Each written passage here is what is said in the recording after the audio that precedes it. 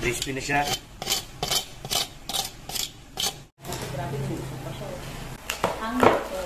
Ganda o.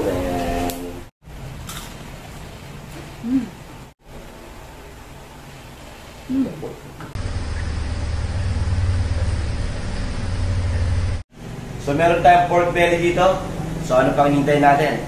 Tara! So simple lang ang gagawin natin. Maglalagay lang tayo syempre ng Himalayan salt ang gagamitin natin. Pepper. And okay mga Team Chef Chris.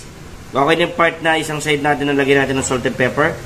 So yung next naman yung kabilang side.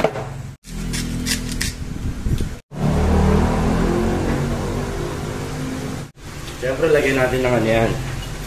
Ng olive oil, pare. Then, rub lang natin. Okay na, mga Team Chef Chris. Pwede na natin isa lang yung ating pork belly. So, na-preheat na natin yung ating oven. So, isa lang na natin. Tara. Na-roast lang natin siya ng... Siyempre, ang sagat ng ating oven is 1 hour lang. 1 hour. Tapos natin 1 hour, then additional na lang tayo ng oras ulit. Tignan natin yung tsura ng ating pork belly. At yung chef, please check natin after 1 hour yung ating pork belly. Yan na, lumulobo na yung part na to. So siguro mo after 1 hour, check ulit natin kung ano yung texture ng ating pork belly. Okay mga Team Chef Chris, after 2 hours, ito na yung tsura niya. So, check muna natin yung karne natin bago natin siya i-high fire. Check natin kung luto na yung ating karne.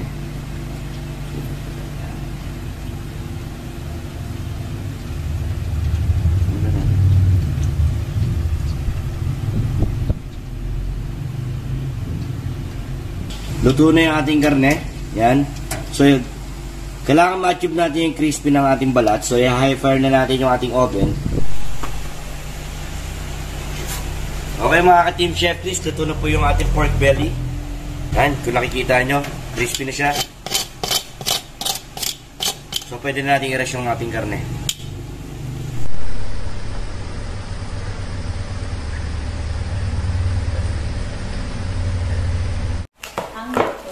Ganda o.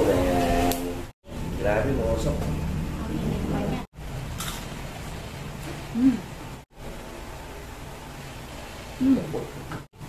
Naman yung balat. Cheers.